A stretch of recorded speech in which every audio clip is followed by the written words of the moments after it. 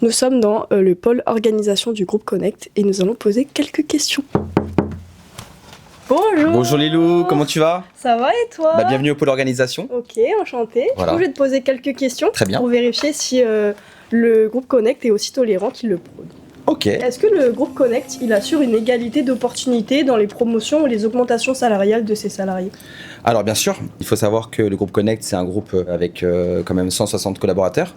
Donc il faut pouvoir assurer cette égalité homme-femme. D'ailleurs, si tu viens me suivre, pardon. Ici, voilà, on a tout l'affichage.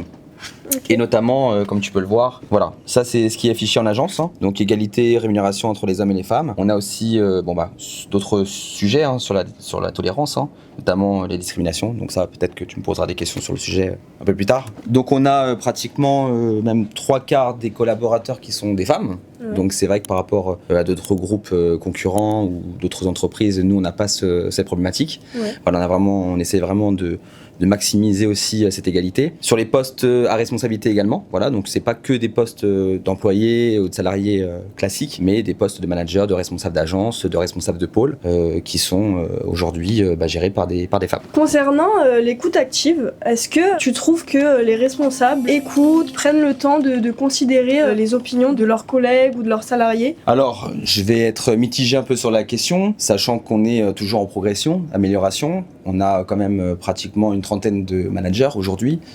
Donc nous, on accompagne les managers pour qu'ils puissent justement aller dans cette direction de l'écoute active, de se poser avec leurs collaborateurs. Pour la preuve, on a fait une formation l'année dernière sur le management, sur 3 jours, et il y avait tout un processus de méthode, de mission principale du manager à mettre en place, et l'écoute active en faisait partie. Okay. Donc se poser, faire des entretiens individuels. On a encore évidemment pour 165 collaborateurs, il y a toujours des petits couacs, mais on y travaille et on a notre RRH aussi qui veille à ça pour pouvoir assurer un vrai climat, comme on appelle un climat social, qui fonctionne bien. Est-ce que vous prenez en compte les besoins individuels, dans la mesure du possible bien évidemment, de chaque partie? Par exemple la question du télétravail. Alors oui, effectivement, la question du télétravail était posée, c'est notre RRH, Laura Ampetas, qui l'a apporté. C'est un avantage qu'on a mis en place en 2024, en début d'année, et ça a été instauré officiellement au mois de juillet. Okay. Et pour ça, je vais vous montrer. Donc on a ici notre SIRH, donc qui est en accès pour chaque collaborateur et manager. Et ici, voilà, on a créé un onglet spécial où il y a toutes les dispositions nécessaires à l'instauration du télétravail dans les agences.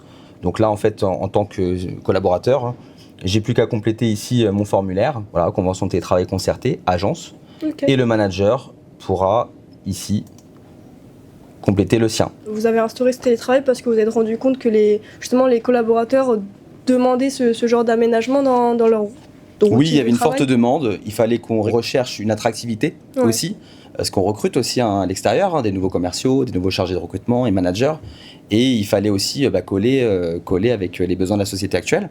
Donc c'est pour ça qu'on a instauré ce télétravail. Aujourd'hui, certes, il reste encore limité, parce qu'on a un travail qui se fait en agence avec du public, donc c'est pas évident forcément de travailler de chez soi de cette manière. C'est aussi une des valeurs de Bref Service, notamment la proximité. Exactement, donc comme tu le sais, on colle avec ces valeurs-là, donc ça se passe bien, et puis on progresse sur d'autres besoins individuels qui sont exprimés. On a fait une enquête QVT aussi, qui a été faite au mois de mai dernier, et on a eu des remontées sur d'autres situations, d'autres besoins, d'autres leviers qu'on pourrait mettre en place dans le futur. C'est fait pour vous, et pour nous aider aussi à contribuer à l'amélioration du groupe. La santé mentale au travail, c'est devenu un enjeu majeur dans nos sociétés, pour notre génération également. Est-ce que c'est un sujet important pour le groupe ?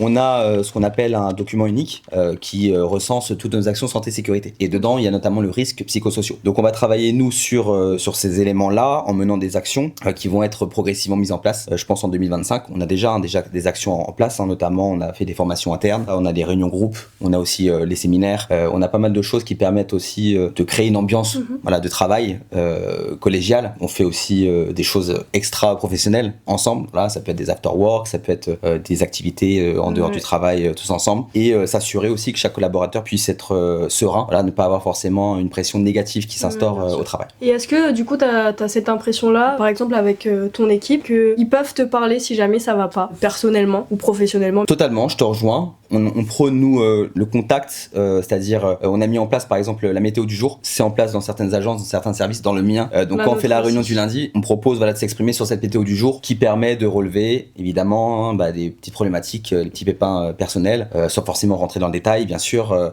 de s'assurer que la personne est en forme. Voilà, il peut y avoir des moments, des coups de fatigue, des coups de stress. Donc voilà, on s'exprime sur ce sujet si on veut travailler dans les bonnes conditions. Parce que on est tous humains. On est tous humains et on a tendance des fois à l'oublier. Alors là, c'est la salle informatique où on fait les formations sur les outils de nos collaborateurs.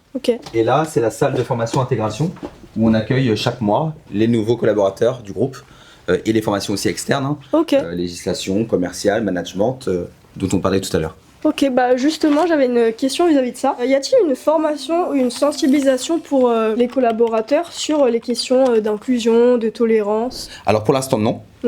Mais c'est dans les projets. En fait, on a, nous, notre RRH, Laura Ampetas, qui travaille sur le sujet de notamment la non-discrimination. C'est des choses qui sont obligatoires, donc on va le mettre en place assez vite. Il y a aussi ce qu'on appelle, nous, le livret d'accueil, qu'on aimerait mettre un peu plus au goût du jour, créer des tutos pour sensibiliser davantage les collaborateurs sur ces aspects-là. Et toutes les notions de diversité, d'inclusion, comme je l'ai dit aussi en préambule, sur les accords cadres, qui sont aussi très regardants sur ce fonctionnement. Donc voilà, je pense que ce seront des sujets qui seront prévus pour 2025-2026. Est-ce qu'il y a un règlement justement qui encadre les comportements qui sont tolérés ou non au sein de notre groupe? Alors oui, heureusement. Le règlement intérieur que tout le monde connaît chez nous, c'est un règlement intérieur qui est affiché. D'ailleurs, on peut le retrouver là. Donc ça, c'est celui de Connect.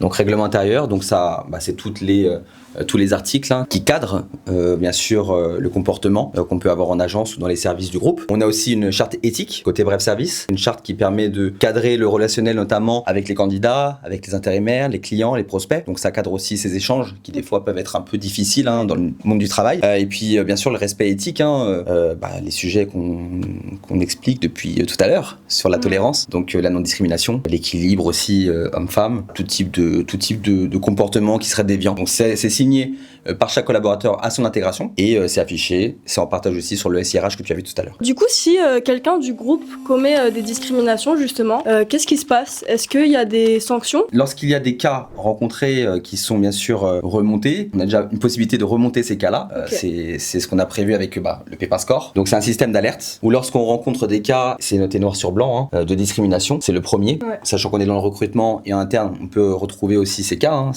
C'est des choses qui sont avérées. Ça peut être remonté directement via ce système d'alerte. Donc chaque collaborateur, chaque manager peut le faire sur des cas de non-discrimination interne ou externe. Ça peut concerner des candidats, ça peut concerner des clients avec des propositions d'intérimaires. Donc ces cas peuvent être remontés directement avec le Pépin Score. Et au niveau des sanctions, on commence par un rappel à l'ordre. Il peut aussi y avoir, si c'est en externe, il peut y avoir un contact avec la direction du client pour expliquer qu'on a rencontré ce cas et qu'on ne veut plus que ça se reproduise. Donc il y a un rappel à l'ordre qui est fait. Si un nouvel événement qui se produit sur la non-discrimination, alors là on est sur l'avertissement, on est sur la convocation au niveau du service RH, pouvoir enquêter et s'assurer que les faits soient pris en main.